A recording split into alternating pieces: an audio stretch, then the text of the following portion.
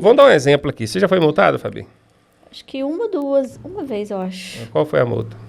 Eu tava sem minha habilitação.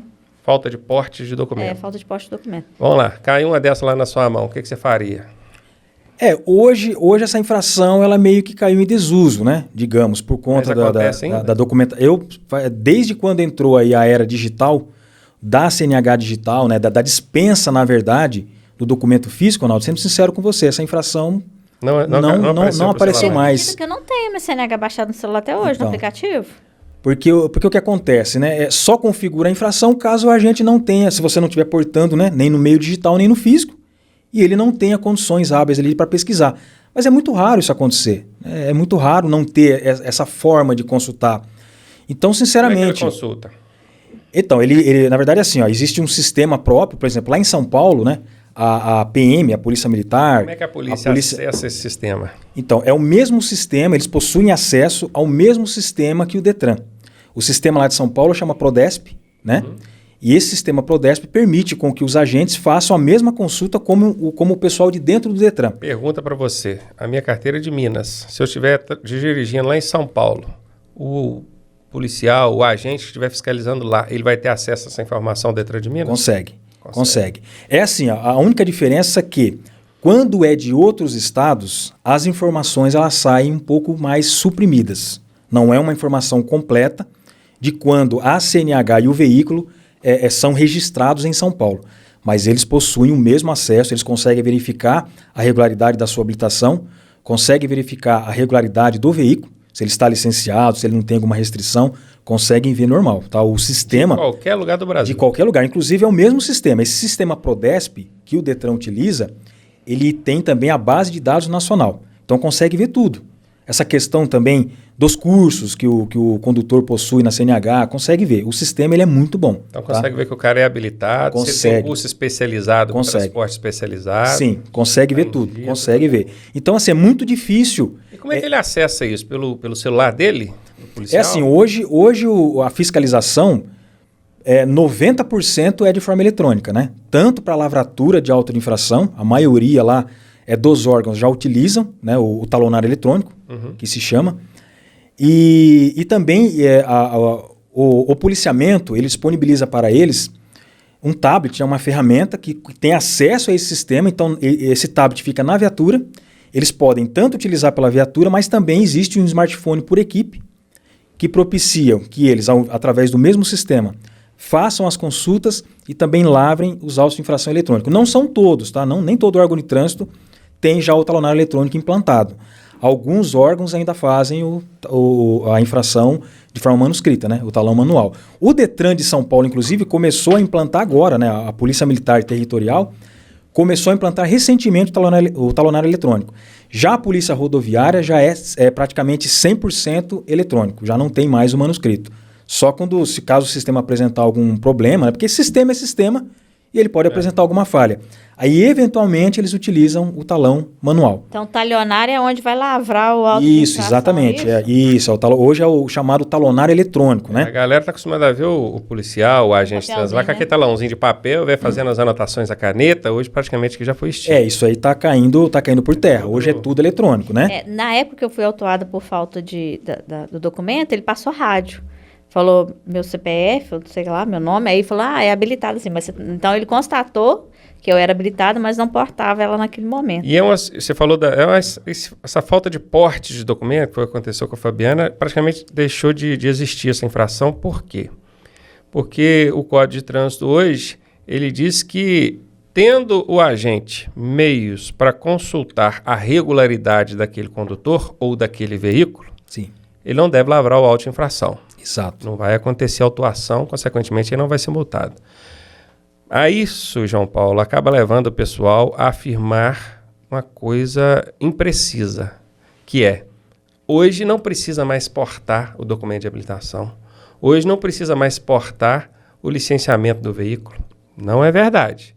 Precisa portar, isso consta no Código de Trânsito Brasileiro como norma, e existe, inclusive, dispositivo infracional para isso, se não me engano, é o 232. Artigo 232 do CTB. 232? Exatamente. Ou seja, existe a punição para falta do porte. Sim. A questão é que hoje, tendo o policial, o agente fiscalizador, como consultar, ele não vai te autuar. E o policial, ele sempre vai consultar. Por que ele vai? Porque eu tô aqui no meu veículo. Aí vamos supor que eu queira dar uma migué. O policial, sabe, eu quero ver a documentação do veículo, licenciamento anual, deixa eu ver. Aí eu sei que eu não paguei, o veículo não está regular, eu falo assim, não, eu não estou portando, não. Aí o que o policial vai fazer? Ele vai me autuar por não portar, mediante a minha declaração? Não vai. Ele vai consultar e vendo que o veículo está irregular, ele vai autuar pela falta de licenciamento, que é uma infração gravíssima. Exatamente. Já a falta do porte, salvo engano, é leve. É leve. Então, amigué, a mesma coisa é a Fabiana. Às vezes a Fabiana foi pega dirigindo uma carreta. Ela fala, eu não estou com a minha habilitação aqui, não. Aí o policial vai multar pela falta de porte? Vai autuar pela falta de porte? Não vai. Ele vai consultar para ver se ela é habilitada, se ela é habilitada naquela categoria, se a habilitação dela está regular, né? Porque hoje em dia, você dirigir um veículo CDOE, categoria CDOE, tem que ter exame toxicológico, tem que ter em dia, tem todo um aparato. E ele vendo que está irregular, ele vai aplicar a autuação para aquilo ali. E não vai simplesmente... Então, na minha opinião, você como ex-policial rodoviário estadual, não é? No estado de São Paulo, deixou de ser, parece que tem 4 anos que você não trabalha mais. 4 anos. Você procederia dessa forma, não é? Sim. Cheguei e falei assim, não, eu estou sem a minha habilitação aqui. Você vai, não, deixa eu lavrar aqui para você, falta de porte. A consulta ela é primordial e indispensável, sendo apresentado o documento ou não, né? Porque você tem que se certificar se está em situação irregular. Aquela habilitação, aquele documento do veículo. E é exatamente o que você falou. Diante ali da irregularidade, tem que ser aplicada a infração específica, para a qual a situação requer. O exemplo, por exemplo, você citou da Fabi, ela está dirigindo uma carreta e não tem categoria aí. E não está portando o documento. Mas eu consultei, eu vi. Hoje, sendo dispensado o porte, ela não vai ser autuada pelo não porte, mas ela deve ser autuada por dirigir um veículo categoria CNH diferente. E todas aquelas medidas que a gente, né, que é retenção do veículo, apresentar outro condutor e aquelas coisas mais. Então, hoje é assim que deve acontecer na fiscalização. Porque o agente de trânsito que não proceder com a consulta, ao meu entender, ele está desvirtuando do que deve ser o serviço. Perfeito. Que é exatamente a fiscalização. Vamos para o entendimento de um caso prático aqui. Ó. Eu trabalhando na Superintendência Regional de Educação, um colega meu de trabalho, um senhor já, ele foi autuado por falta de porte, de licenciamento do veículo. Aí ele chegou lá para mim na segunda-feira, chateado, o policial me autuou aqui por falta de porte do licenciamento do veículo. E realmente eu não estava portando. Eu ouvi falar que agora não é obrigado mais a portar. Eu falei assim, não, peraí, só tem que portar sim. Tem que portar sim. Contudo, se na hora que ele te abordou, ele consultou no sistema, viu que o veículo está licenciado, ele não vai te autuar pela falta de porte. E aí eu falei com ele o seguinte, eu tenho certeza que ele consultou, porque senão ele tinha te autuado pela falta de licenciamento. E consultou mesmo. Consultou mesmo. Ele foi lá, consultou, viu que o veículo estava licenciado. Falou, vou te dar uma multa aqui por falta de porte. Aí nós recorremos com base nesse erro procedimental, não é? Exatamente. Ele não poderia ter autuado uma vez que ele consultou e viu que o veículo está licenciado. Exato. É isso que acontece. Estou certo? Exatamente isso. A gente vai analisar exatamente o que diz o texto da lei, né?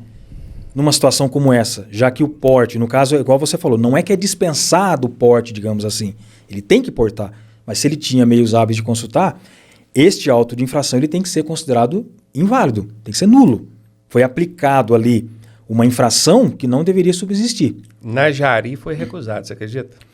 Eu acredito, Ronaldo. Aí eu falei com ele, até o Sr. Gessé, eu falar o nome dele, tem problema não. Sr. Gessé, pego mesmo e manda para o CETRAN agora, que é o estadual, o Conselho Estadual. Aí lá eles acataram.